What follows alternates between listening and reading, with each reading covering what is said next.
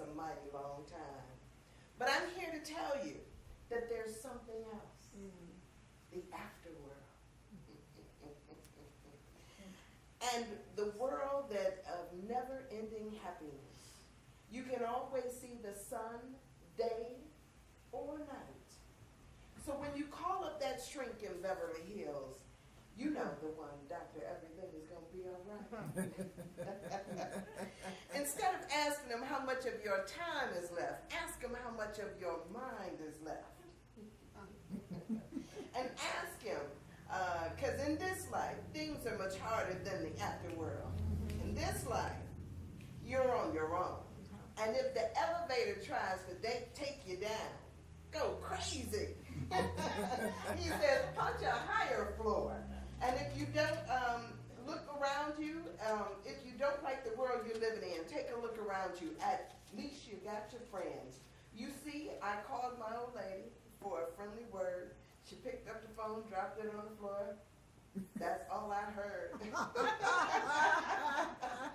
So if the elevator tries to take you down, are you going to let it? No. He said, let's go crazy. So he goes on. I thought this song was so wonderful and so prophetic. I'm messing it up because I don't have my glasses on, and I know some of the words are like messed up in my head. But he says, you know, he goes through this thing and he says, until they put us on the truck, let's go. We're all excited, but we don't know why. Maybe it's because we're all going to die. And when we do, what's it all for? So then he says, you better live now before the Grim Reaper comes to knock you down. Tell me, are we going to let the elevator take us down? Oh no, let's go crazy. Let's go nuts. And so then he goes through this heat thing. He says, come on, baby. He goes through that and all of that stuff. And he kept saying, if the elevator tries to take you down, don't let it. Don't let it. You know, don't let it. Just punch a higher button. And so, Dr. Everything is going to be all right. We'll make everything go wrong. Pills and thrills and daffodils will kill. Hang tough, children. He's coming to take me away. I love it. You know, Prince was so prophetic in all of his stuff. You know, and the way that he talked to us and put it in terms that we could understand. And even sometimes when we didn't. But you know what? It was so wonderful because there was so much greatness about Prince. And when we look at our lives, right? You know, he always wants to see us laughing and happy in the purple rain. When we look at our own lives, how much of that do we like have going out to other people? You know, I am always awed about the people who let and allow their creativity to come up through their lives. Not just blessing their lives, but every life around them. And so what Prince did was unlike a lot of artists did. You know, when he had a concert, I went to a couple of Prince concerts. When he had a concert, he didn't care if you heard of this person. He's bringing somebody out, whether it's Apollonia or The Time or whoever. I'm bringing folks with me, you know? And so it becomes this thing about not just us living our lives for ourselves, but something that just goes on and continues to bless us through the works that he did. So let's get crazy. Oh, let's go nuts. So, hey, everybody. Hey. This has been just an awesome week. We also found that they're going to put Harriet Tubman on a $20 bill. That's great. Is that not awesome? I was just like, whoa. Whoa. And they didn't even have to get my permission to do it. I mean, they just decided this on their own. I'm like, yay. So many wonderful things are happening all around us. And you know what? It's so funny because I always say, you know, we talked about this month being the Showers of Blessings month. Put your umbrella down. Get wet. Let it rain on you. Because all of it is good. All of it is there for your growth, you know? Let's get crazy.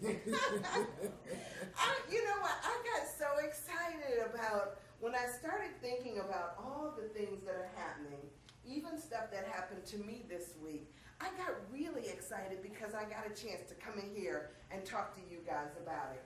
And so as I started going through and kind of recounting all the stuff, it was just so wonderful because, you know, I was like, okay, all of this stuff comes together for our growth and for our good. Whether it's the life of Prince or looking at Harriet Tubman or just paying attention to whatever it is that comes up in our lives. So let me get serious for a minute because I got a place that I want to go or I want to take this, okay? So this week, one of the things that happened to me, y'all know I like to tell all of my business.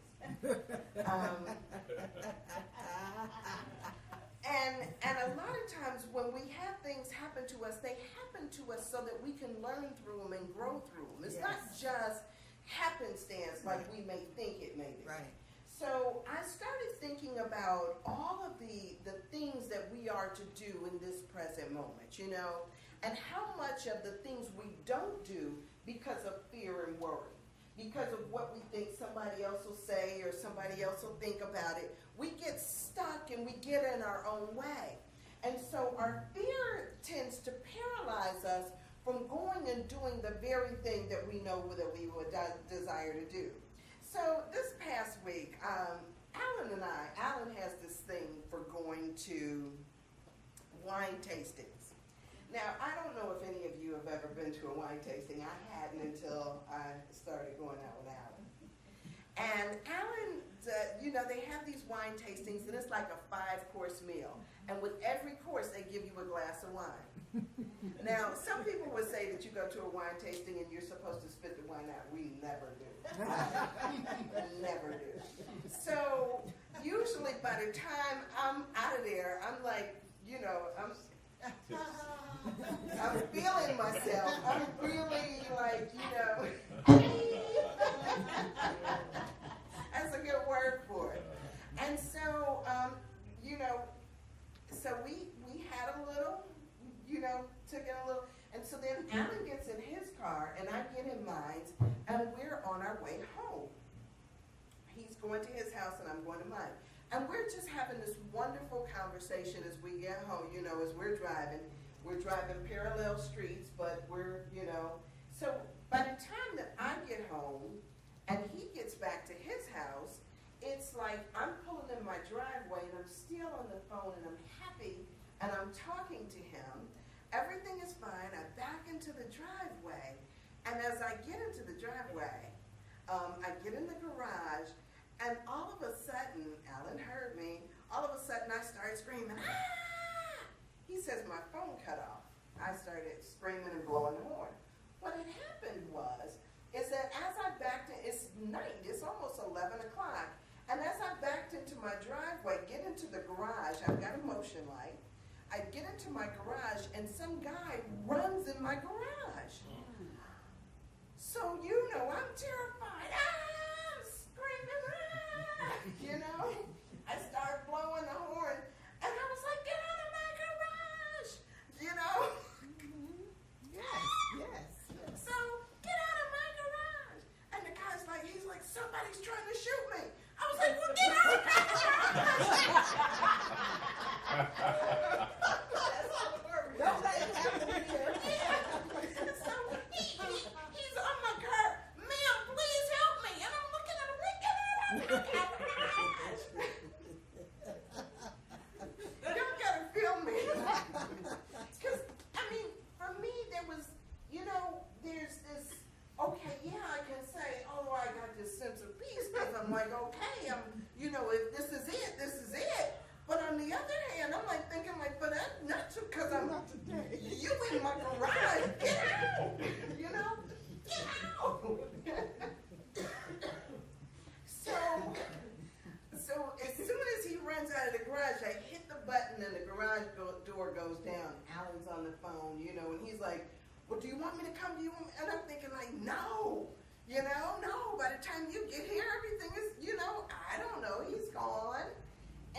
But I sit there in the garage for another 15 minutes until I can get my neighbor to come over and walk me to the house. And last night they were giving a tribute to Prince. And as I got ready to go out the door, fear hit me. And I thought to myself, am I going out that door? And I look out there at the dark yard, and I think, fear is not going to keep me in this house. And because I know that I felt fear, I needed to move beyond it. I sit there and I think to myself, how often in our lives do we let fear paralyze us? Now, most of the time, it's not even real fear. Most of the time, it's imagined fear.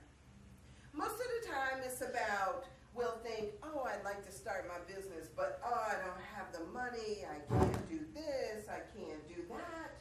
You know, we don't see how it's going to happen. We don't see what it is. You want to write the book, you can't figure out, oh, when am I going to have the time, who's going to publish it, who's going to read it. We write the play, oh, but I can't let anybody look at it. We do so many things, and our own thoughts paralyze us, real or imagined, and paralyze us from doing the very thing that it is that we would desire to do, right? Yes. But they say in the Bible that we are to walk by faith, not by sight.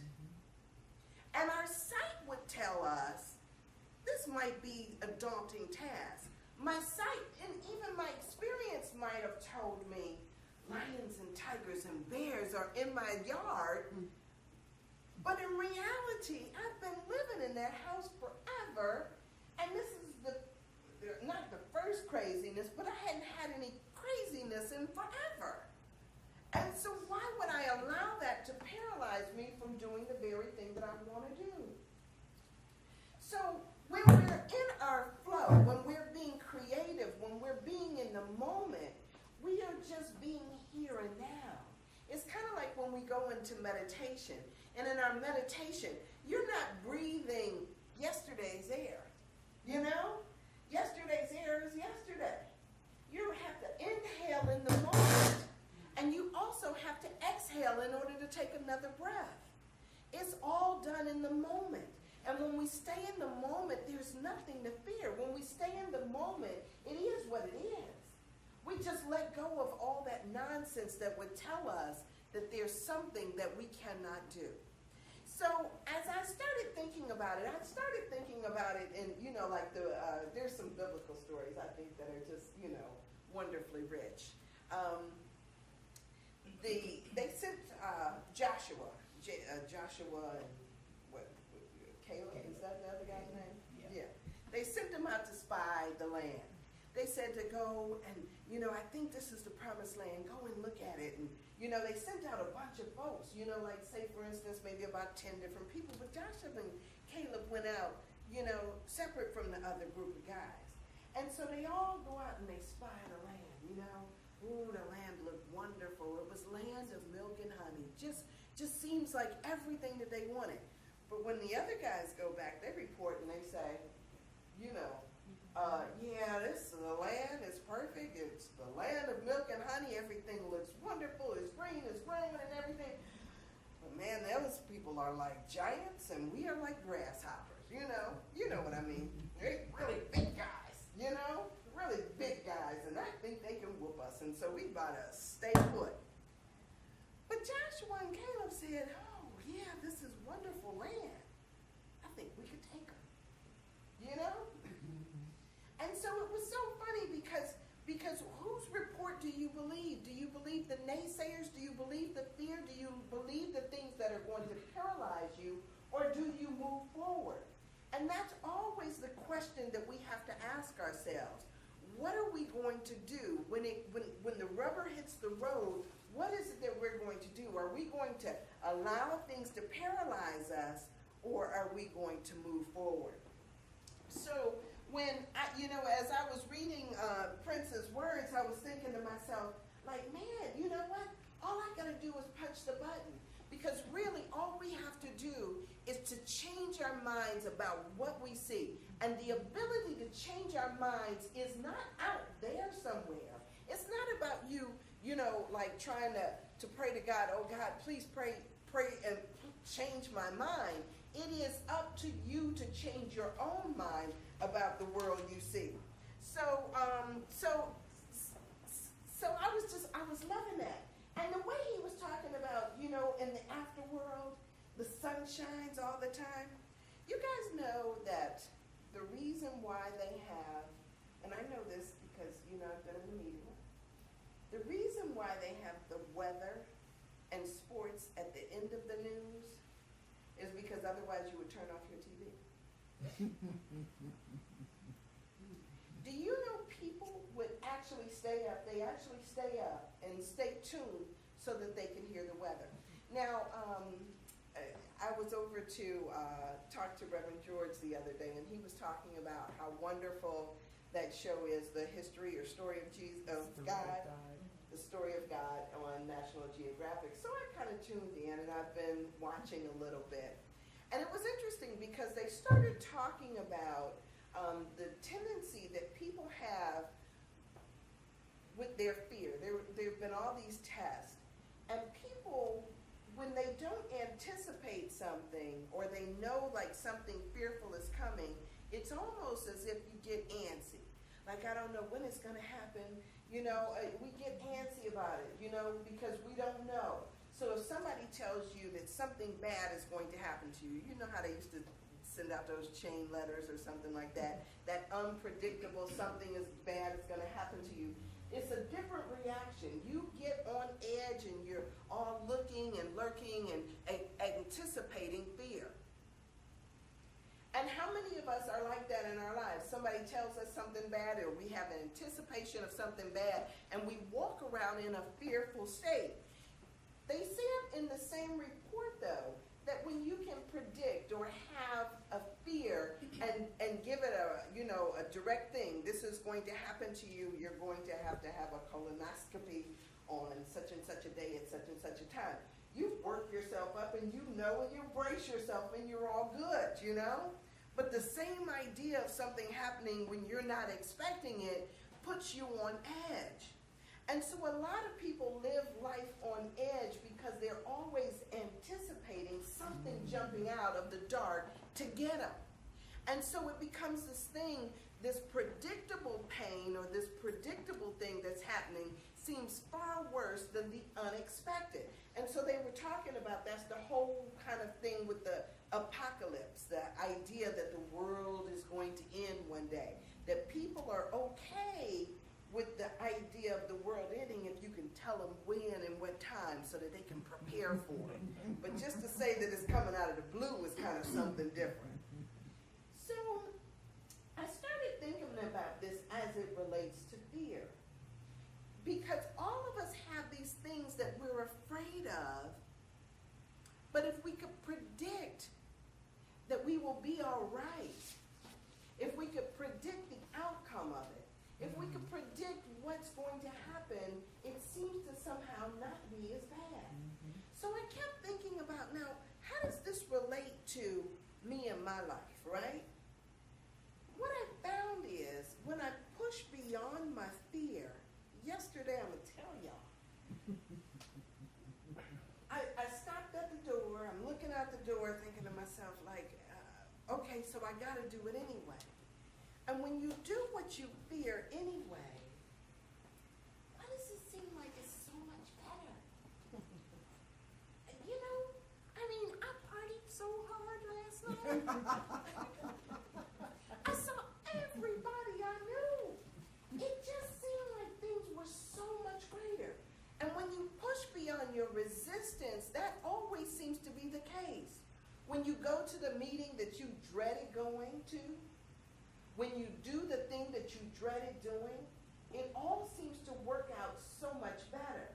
It's as if we get rewarded for our faith instead of for our fear. And so I am like of that mindset. When it comes down to the weather, maybe I don't need to know. Maybe if I don't watch the news to see what's happening tomorrow, maybe I'll just be overjoyed by whatever happens, right? I mean, maybe at some point we can get to the point where whether it's rain or whether it's sunshine, sunshine, let's go crazy, right? Let's get excited. Because once we get into the thing where we're having the weather predictions rule our life, or these ideas that we need to know what goes on, once it rules our life, then we're stuck in that. So, and why am I saying all this? Because partly this week, everything that I've read in the Course in Miracles has all been about God wants us to be happy.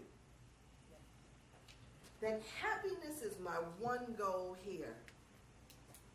And if I can get rid of all these other thoughts that come into my perspective and just stay in the idea that I am to be happy, if I could do that, then I can change around my world. And why do I say this?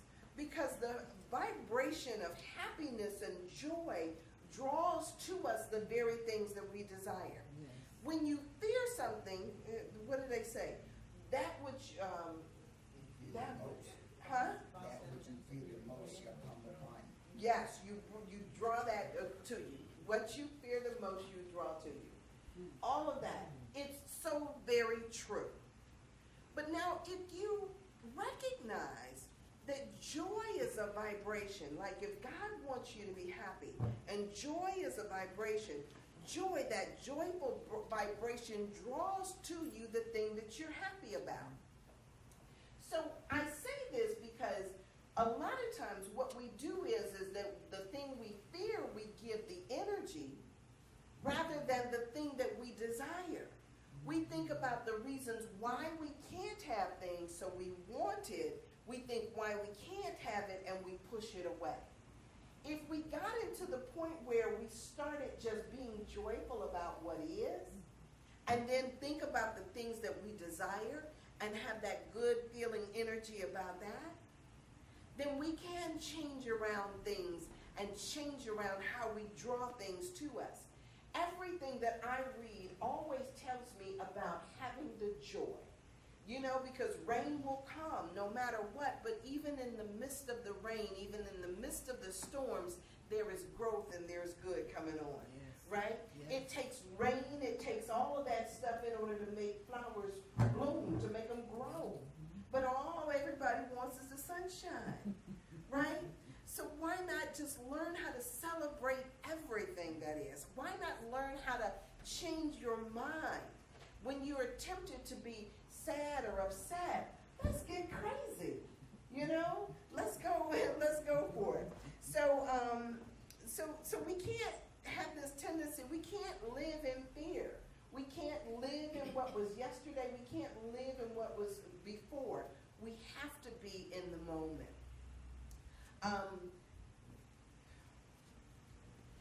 So I want to get back to, they went to this thing and they said, you know, the land is full of milk and honey, we should take it, we should do this, right? The Course in Miracles all this week has talked about God's plan for my life is happiness. And he said, sin is not real. Sin is not real. That's what I kept reading. Sin is not real. So get this about this report. When they come back and they say that it's the land of milk and honey, I think we should take it. Nobody questioned whether or not taking somebody's land or stealing somebody's land or taking over, doing whatever they didn't question whether or not it was a sin. That was not the conversation. And so a lot of times we're having a conversation within our mind about, what happens if this happens, or what happens if that happens? What happens if it doesn't? I mean, at some point we just have to make our move, right? Yes. Instead of allowing life to paralyze us. I am fond of saying, and y'all, I don't know what y'all's thoughts about this is. I don't really care. Not really. I don't really care. But, you know, it is what it is in my mind. So a lot of times what we do is I say that we have to have people, give people the experience that they need in order to grow through that experience. I mean, if we were so busy, if somebody was busy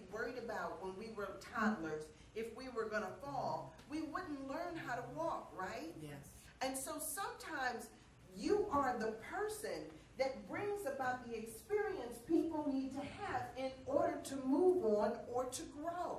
Imagine if you stayed stuck in the same place all the time. Where's the growth? God is about expansion and expanding through you. You are what expands. And so through our own expansion, we empower. Sometimes we need to move people off of the spot so we can empower them to move on and we can step into our fullness. Sure, I can sit there and say, oh man, I stepped on your toes. I'm so sorry, but you know what? It's time for you to move. Right? I mean, it's a hard pill to swallow. Sometimes things hurt. Sometimes they're not right or they don't appear to be right. But it's the process. I heard a story about sheep. And they say that sheep are defenseless animals, right? They don't run. They don't spray you with stuff. They just do what they do, right? They're out there grazing. They take their time. And what they depend on is that shepherd that's supposed to be watching over them, right? In order to keep them safe, because they're not going to go stampeding and do it. They don't have defense mechanisms. And so sometimes we have to look at it as if there's a part that all of us are playing. Whether your part is to be the wolf that goes in, you know, where the sheep are, or whether you're the sheep, or you are sheep. Is sheep plural already? Yeah. You don't know what the part is, but God does. And God is watching out for you all the time. Through you, God is watching out for you all the time. Let me see if I have anything else I was supposed to say to y'all.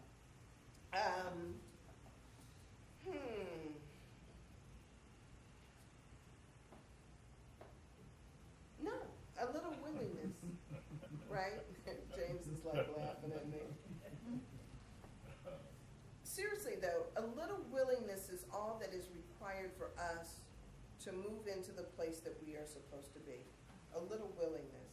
I was doing this thing because a lady called me after the radio show that I did last week, and you know, she was going through and she was talking about the stress that she was experiencing in her life and the things that she was going through. And I said, sometimes all it takes is a little willingness for us to be happy. God, I want to be happy. Show me how. You know, when we're not feeling or experiencing the things that we desire in our lives, you know I'm good for saying that. Show me how. I'm willing. Show me how. I'm willing to forgive. Show me how. I'm willing to see myself sinless and my brother sinless. Show me how. And truly, when you ask the question, show me how, the answer comes to you. God, show me how. I don't know if, you know, Harriet Tubman being on the $20 bill is going to change people's mind about race relations in the United States. It might. It might. But at the same time, it's like, let this blessing, let what has occurred here, let this be something that shows us that anything is possible. I mean, here we go from a woman who led people out of slavery to this today, to her being on a $20 bill. We didn't anticipate that we would have a President Barack Obama. We didn't anticipate that, and yet we did. I didn't anticipate a guy running into my garage, and yet he did. And if I fail to use that as a learning point or a growing point in my life, then it's only me who loses out, not anybody else. Yes. But I allow myself to see what the message is. God, what is here for me for this? Yes. And in every situation, show me what the message is, what I am to learn here. In any situation, show me what I'm to learn here. And so when we go through life with the idea that we expand, that with the idea that we grow, with the idea that everything comes to us for our good, then what we truly get is our good. So I look at life, at Prince's life, and I pray that I can have that type of creativity that flows through me at every moment. When we step into the creative flow, when we allow ourselves to be used for something as great, as uplifting people, as sharing our words, our thoughts, our ideas, whatever that may be, when we use that, we are doing God's work. I mean, some of us have this idea that it's all supposed to be pristine and pretty and sanctified and holy and all of that stuff. But sometimes what we need are people just like Prince that come out as fly as he wants to be, looking like a woman, strut himself across the stage. Yeah, wear his eyeliner proudly. Whatever it is that he's doing, yes, be that. Yeah. Harriet Tubman had to kill black people. She had to kill black people. If they Yes, were going to turn back, she killed them. Yeah. Right. Yeah. She did. And as a matter of fact, one of the things she said was that she would have freed a lot more people had they had sense enough to know that they need to be free. Yes. I mean, it's a struggle. Yes. And so sometimes it's not pretty. You know, and I read this thing about, there was a short little thing on the Chez Francois menu that we had about everything that you needed to know you learned in kindergarten. And so she goes through all these things, or the guy who wrote it, he goes through all these things that he learned, and he says that you learn that things grow and they die. You know, it's part of the process. It's not all pretty. Right. Some things have to end so that other things can begin. Yes. It's not all pretty. We like to think it is, but sometimes we just, just got to push the button, change our minds, take it up higher so we can change our minds about what we see. This life is a wonderful life is here for you, right? Yes. It's here for you to learn, to grow, to be all that you can be in the moment. I tell you, it is so juicy when you figure out how to be in the flow. When you learn how to be in the midst of what it is that is your calling in life. Ask yourself, if you got a song, are you singing it? If you got a book, are you writing it? You know, if you got a dance, are you doing it? If it's to make people happy, what is it that you're doing? And all of us can do something. Every last one of us could do something. Yes. And you know what? And I'll tell you, because I can feel it. Somebody is out there saying, "Yeah, no, I'm done." Right? I mean, the limitations on the possibilities for our life are the limitations that we place there. Yes. Not that God placed there. If you were done, you wouldn't be here anymore. You can stick a fork in you, just gone, you know? But the fact that you've got breath in your body means that you have a gift to give. Yes.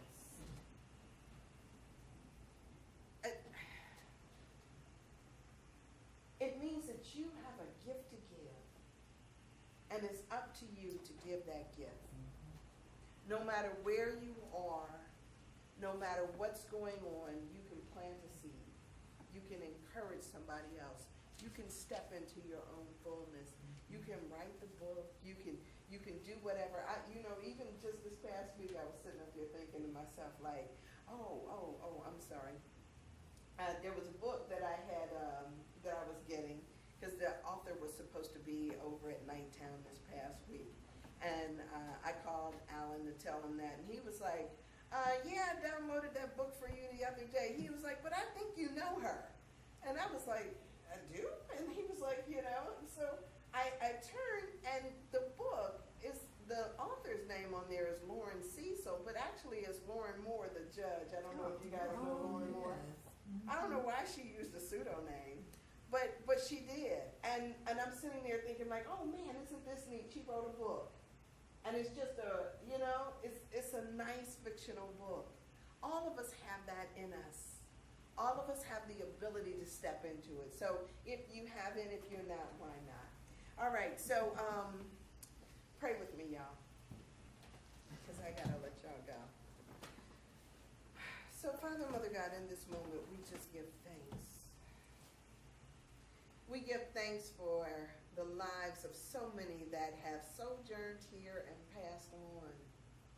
We give thanks that they have left breadcrumbs for us to see how to be bigger than we possibly can imagine that we are in this moment. God, we know that each moment you have something unfolding within us that all we have to do is say yes to. And God, we're saying yes in 2016. Yes, just show us the way. So God, every small-minded idea that we had before we came here, we let go. We step into the fullness of what is. We step into the flow. And God, even if we don't know we're in the flow, we know that you know. So God, we just bless it as you carry us along. Either willingly or reluctantly, just carrying us along, God, so that we can see that sunshine all the time. That this life, things may seem hard, but as we let it go, we just know that you know. We know that you have it all in your hands, that it's covered. God, bless each person here. Bless Reverend Jackson. Bless all that we come in contact with, God. And just keep us on this path. I give thanks that it's done, God, and so it is. And so